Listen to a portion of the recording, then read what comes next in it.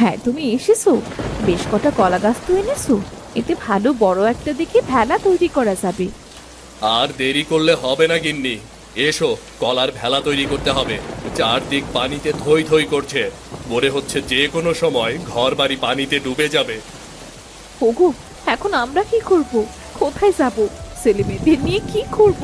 সৃষ্টিকর্তা যে কপালে কি লিখে রেখেছে কে জানে। সৃষ্টিকর্তাকে ডাকো, দেখবে আমাদের কিছুই হবে না। গিন্নি, তুমি ঘরে যাও, আমি ওই দিকটা দেখে আসি পানির কি অবস্থা।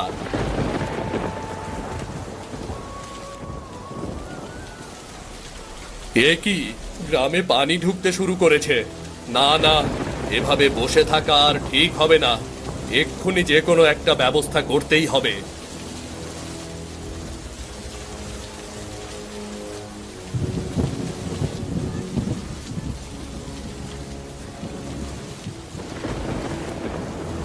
গিন্নি, রাজু মিনাকে ওঠাও। আমাদের গ্রামে প্রবল বেগে পানি ঢুকছে, তাড়াতাড়ি ভেলায় উঠতে হবে। হ্যাঁ দেখো, আমাদের ঘরেও পানি ঢুকে পড়েছে। এবার কি হবে? কিচ্ছু হবে না, আমরা একটা নিরাপদ জায়গা বেছে নেব।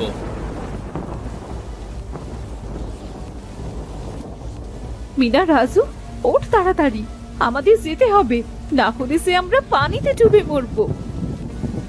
মা, ও মা, আমাদের ঘরের মধ্যে তো পানি আর পানি। এত পানি আসলো কোথা থেকে? আমরা এখন কোথায় থাকবো মা? আহ, মা, এখন আমাদের কি হবে? আমরা তো মারা যাব মা। কাঁদিস না রে মা, সৃষ্টিকর্তার ওপর ভরসা রাখ তোরা। তাড়াতাড়ি বাইরে গিয়ে ফেলায় উঠ, তোদের বাবা বাইরে আসে। মা, মা তুমি যাবে না? হ্যাঁ, তোরা যা, আমি এক্ষুনি আসছি।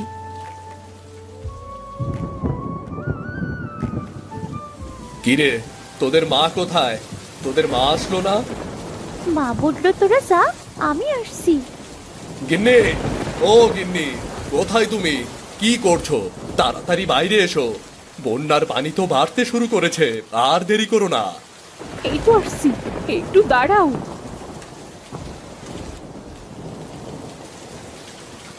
মা, তুমি তাড়াতাড়ি আসো।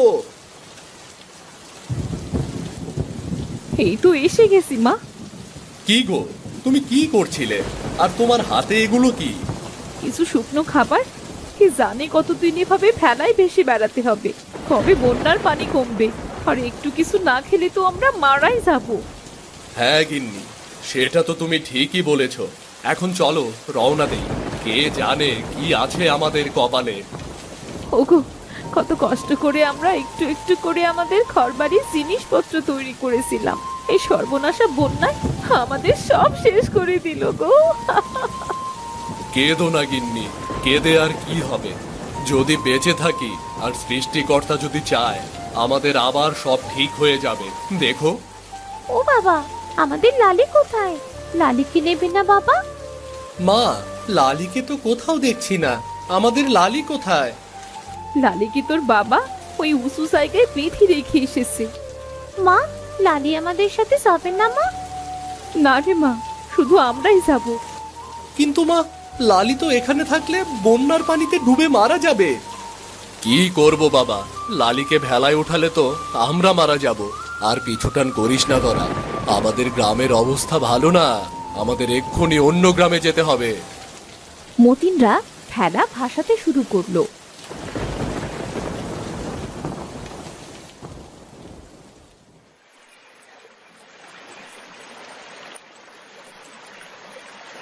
ভাসতে ভাসতে তারা অন্য গ্রামে চলে গেল।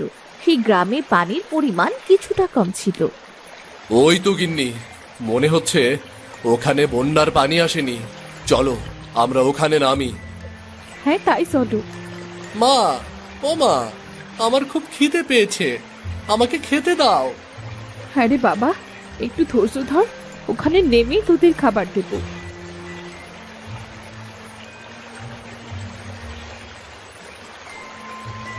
চলো গিন্নি, এখানে সবাই নেমে পড়ো, আমি ভেলাটা বেঁধে রেখে আসি।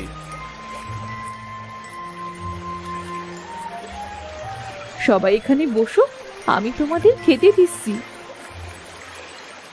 ভাগ্যিস গিন্নি তুমি খাবারগুলো এনেছিলে, তা না হলে তো এখন খিদের যন্ত্রণায় আমাদের মরতে হতো। হ্যাঁ গো, এজন্যই তো এনেছিলাম। নাও নাও, সবাই কটা চিড়ে মুড়ি খেয়ে একটু পানি খেয়ে নাও।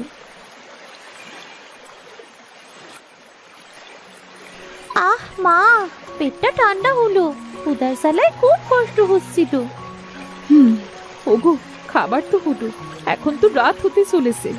আমরা থাকবো কোথায়? রাতে তো আর এভাবে থাকতে পারবো না। কি যে করব গিন্নি, কিছুই বুঝতে পারছি না। অচেনা গ্রাম, এখানে তো কেউ আমাদের সাহায্য করবে না। তোমরা এখানে বসো, দেখি আমি কিছুর ব্যবস্থা করতে পারি কিনা। ঠিক আছে, তাড়াতাড়ি ফিরে এসো, দেরি করো না কিন্তু। ঠিক আছে গিন্নি।